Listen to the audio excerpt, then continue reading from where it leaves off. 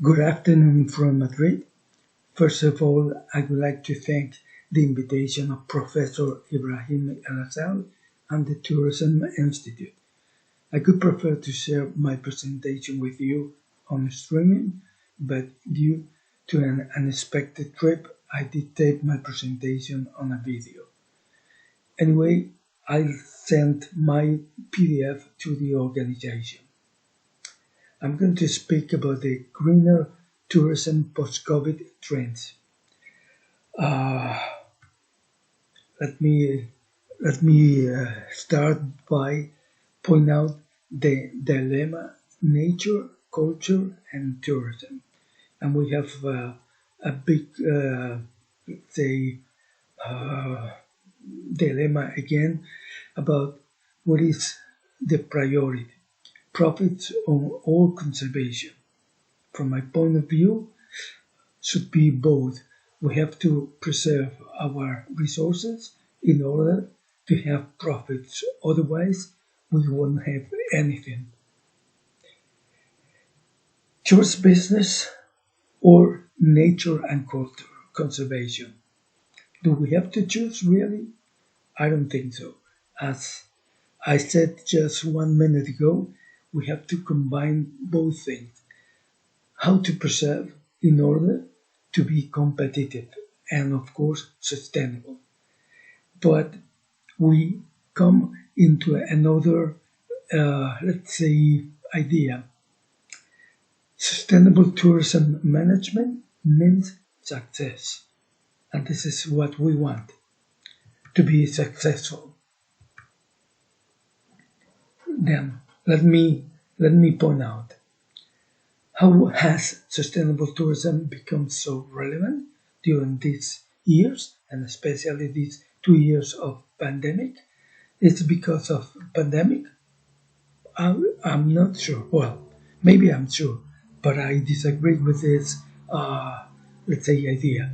Over tourism in beaches, cities, and nature areas is the key for a higher sustainable tourism reply, and not the pandemic. We are having over tourism in nature areas for more than 10 years, maybe 20 years, and in beaches and cities as well in the last decade.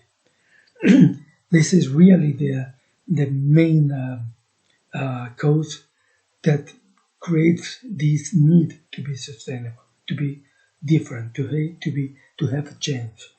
The pandemic is not the cause or trigger of the sustainable tourism need, but this is like the enzyme like on a chemistry reaction, helps to go faster, but not the cause.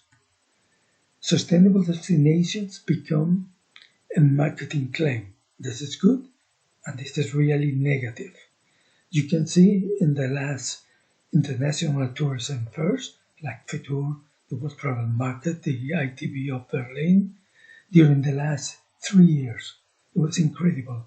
You couldn't see any stand of any destination if they don't promote as a sustainable destination.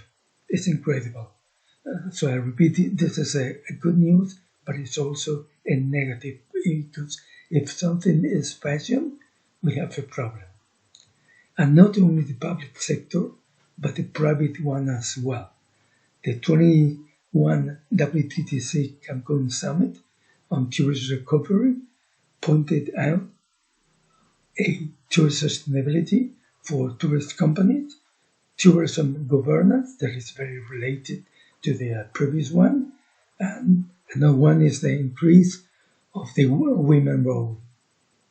Another keyword, the carbonization, sustainability, and community were the keywords on the Glasgow Declaration COP26.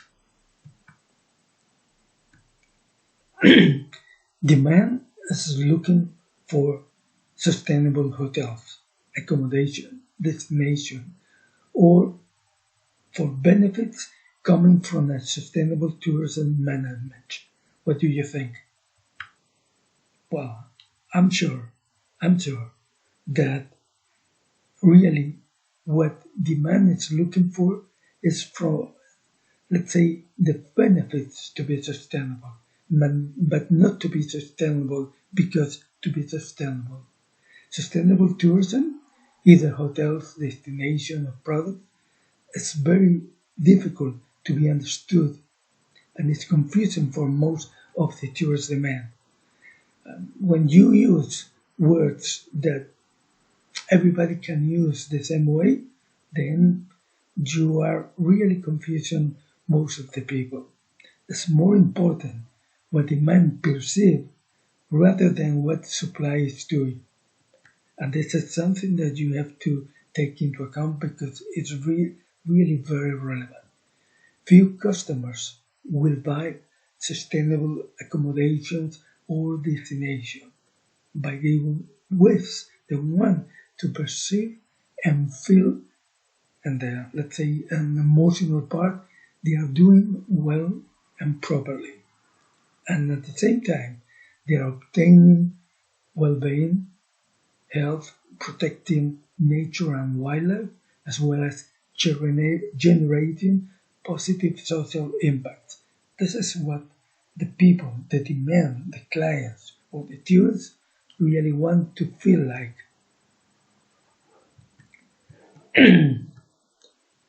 Sustainability is not the objective, as many people think, but a tool to get success. Maybe it's because of the fashion, maybe it's because of people has not very clear what about the definition, but most of people, uh, let's say, make the mistake to confuse objective with tools. And sustainability is not the objective. Sustainability is the tool to be success. And it's quite different because if this is not very clear, we cannot plan. Tourism success is the capability to live due to tourist activity and means well-being and happiness for all stakeholders, not only for the tourist company. When we talk about sustainability in hotels, we have to take into account right now carbon footprint reduction and biodiversity management. This means that the hotels companies should take this into account, and it's very relevant because in the next years the demand will expect more and more about this. They want results, not only greenwashing. Greenwashing is down and down, at least from the demand point of view. So we have to invest in restoration, but we have to improve organic agriculture, the well-being of animals and so on, the bioprocessing, the what we call kilometer zero, that means food from around maybe 50 or 100 kilometers maximum from the point we are, let's say, offering the products to the clients. And we have to think about circular economy. We have to take into account the value chains and agritourism. Remember that agritourism is the root of tourism itself. Even if you think it's beaches, no, it's agritourism, the origin of tourism. About if we talk about sustainable hotels, we have to change our mind and we have to promote and communicate sustainable tourism values and their tangible benefits to clients rather than a sustainable claim as they are doing very commonly right now. We have to change this very as quick as possible. We have to think also about the return on investments. Remember that we have to invest to make change, to do, let's say, things happen. And this return of investment of sustainability implies to identify the more or the easiest perceived elements and factors for guests, tourists, investors. This will mean, of course, an add value in the tourist experience. Sorry. When we talk about the sustainable tourism value chains, we have to, let's say, do an introduction of green and social elements that generate sustainability and competitiveness onto the tourist value chains. This is really very relevant. Changes tourist processing or production and designing new experiences and products more sustainable. And not only, as I said before, greenwashing or a claim, but making this a reality. This is one of the image because of this pandemic bad management. And let me tell you that when we talk about sustainable tourism, we have a dilemma as to do or not to do. And this is a math formula from Movie Mori, that's the president of the International Mathematics Union. It's just to explain that if you do just only a little bit, but just a little bit, just 1.01, you will get 37 times more than if you do nothing. So anything you do could be much better than if you do nothing. And this is a formula that shows you that this is true. Let me finish because I know a video presentation is not like a streaming, so I don't want to, let's say, to bore you with this kind of presentation, and I hope it's going to be useful. But let me then finish with its 5 main trends that I think is going to happen in the next coming years. Mass tourism will be the key word again, but with more sustainable management. So, from my point of view, mass tourism is going back, but let's say with more sustainable management. No as bad as it works during the last decades. So, tourism as usual, again, but with more digitalization.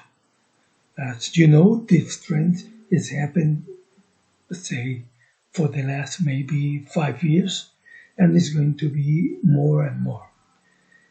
Sustainable tourism, destination and products will be also a very relevant trend all over the world. Demand is going to expect more and more the sustainable vision. But now, and let's say in the next probably 10 years, it's going to happen something else and very new. That's the carbon trade on tourism. As you know, after the COP26 this year in Glasgow, things are really changing in the green market. And one of the things is the carbon trade. And tourism produce the gas emission and should be compensated. So we're going to have this carbon trade and also the carbon offset for nature and rural areas. Together with ecotourism this means that the biggest destinations in the world, in a way, they're going to be obliged to do this kind of carbon offset and mitigate this contamination through helping another small destination in especially developing countries and especially in rural areas. So I hope this is the end from my point from my presentation, and I would like to thank you to say you shukran lakum to everybody. I hope if you really think you have doubts, comments, whatever, you can send me an email through the organization. I will be very happy to to share with you anything. And I hope to see you this year, 22, in Egypt, during the if we have any chance. Thank you very much.